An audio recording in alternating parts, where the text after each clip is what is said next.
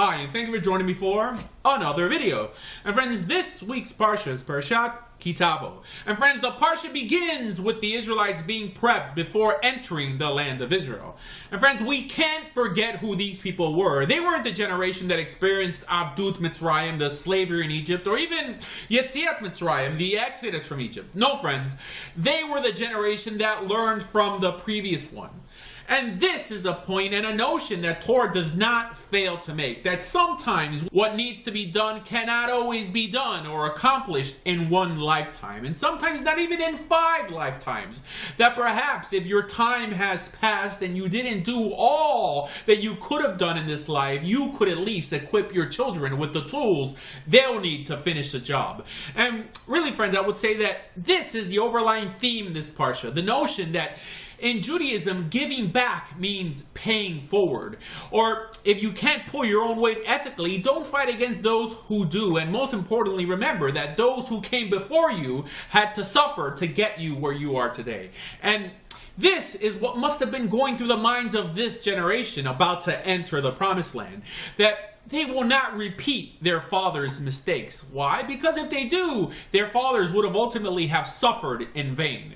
That this is why you and I sacrifice today, so that our children, the next generation, would not have to suffer so severely. Which is why Judaism has always encouraged procreation so heavily, to the point that the Gemara even states that a person without children is equivalent to a dead man. Because although every Jew is not expected to repair the world, he surely is not exempt from trying. Together, religiously, collectively, moving toward a greater good and goal, towards a time that we will not have to fight anymore, a time that we will not have to sacrifice anymore. And this is what we call the Messianic Age of Peace. And this, friends, is the way it's always been, that you have to give in order to get. And it's actually one of the defining signatures of not only a healthy religion, but also a balanced society. A concept that goes against everything that we know nowadays within this age of entitlement that we live in. The notion of because I exist, I deserve. Not according to this Torah, my friends, where means are no longer justified by their ends. Whether it's Christians expecting salvation by grace, or secular Jews expecting a country of their own because of the blood running through their veins. Which is why the Parsha begins with speaking about tithes. The idea that if you want to be helped, help others, just like HaKodesh Baruch Hu helped you. Which is why the Parsha begins by stating that part of the tithes should go to the convert, the fatherless, and the widow. Which, like I said in my last video, that in Jewish life today, 2 out of these 3 requirements are even attempted to be met. Which is actually the policy people who want to convert to Judaism know very well. How in yeshivot in Israel, born Jews are allowed to live in the dormitories, while those converting are forced to live outside and pay their own rent. On how Syrian synagogues have the audacity to place placards on their walls stating that converts will not be given any honors in the synagogue. My friends, this is not Torah and this is not Judaism. Why? Because if you want to learn, teach others, and if you want to prosper, help others prosper. Which is why the seminal moment in Jewish history is not one God fighting another God, but our God, the only true God, lighting the spark of decency, getting the ball of reciprocal kindness rolling by giving a bunch of slaves the opportunity not only to be free, but to be blessed also. And friends, this notion of give and hope has become the underlying factor of all ethical belief systems today. In other words, if your priest, rabbi, or imam has you thinking that because you're inherently X, you deserve Y, find yourself a new teacher. Or worse, because you're X, you have the right to mistreat Y, find yourself a new teacher. Because, as this portion clearly states, that it was the orphan, the widow, and the convert, and even the potential convert, that were meant to be the beneficiaries of our bounty, and not who we decide or what's most selfishly convenient. And then, friends, the Parsha goes on to state an idea that has also been forgotten today. And not only forgotten, but has been counteracted by what we call Jewish mysticism today. And that's a silly, primitive notion of intrinsic worth. It states in the Parsha that the Lord your God commands you this day to follow these decrees and laws. Carefully observe them with all your heart, with all your soul.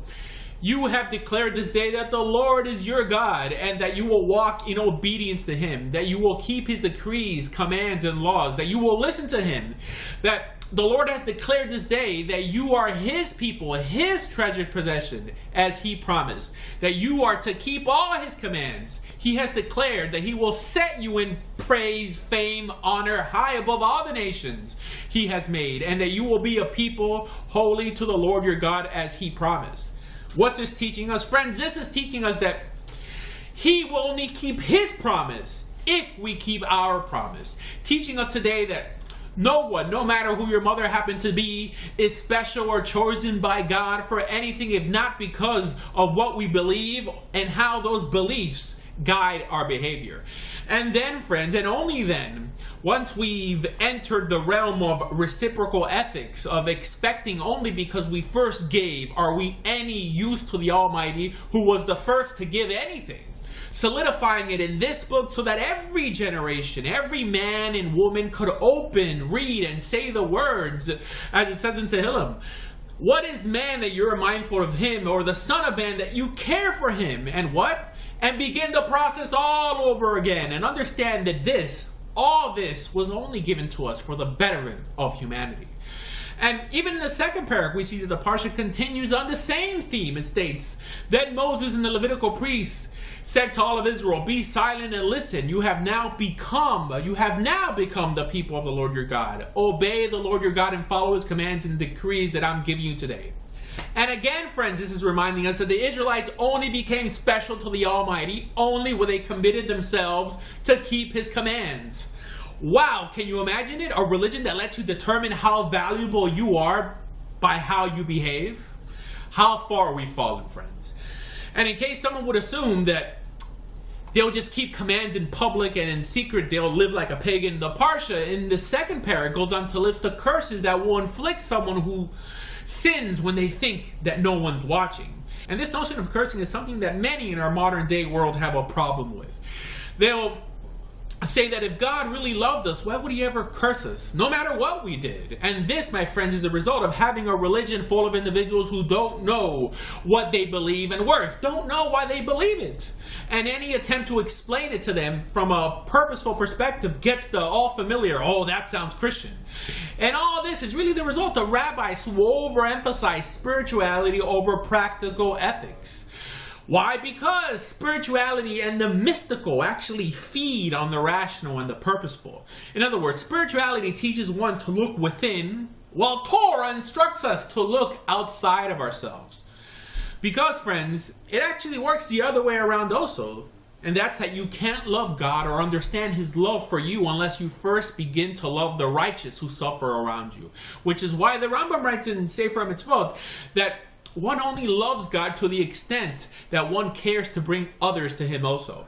And friends, we then see that in the third chapter of the parak, right after the Torah laid down the punishments, the curses, it goes on to mention the blessings. And the truth, friends, is that most people never make it to this portion. In other words, they hear the curses and in some way dismiss this all as nonsense. Which makes you think that this was probably the reason the Almighty placed the curses before the blessings. Why? To weed out insincerity. Which is the way that, according to Halacha, we not only test the sincerity of the convert by mentioning the curses first, but the sincerity of anyone returning into the fold. In other words, if you're not willing to pay the consequences, don't bother applying or returning. But friends, if you're interested in living a life with blessing, living life to the fullest, I want to welcome you to consider Torah Judaism. And for more information on Torah Judaism, please visit doordea.com. Thank you.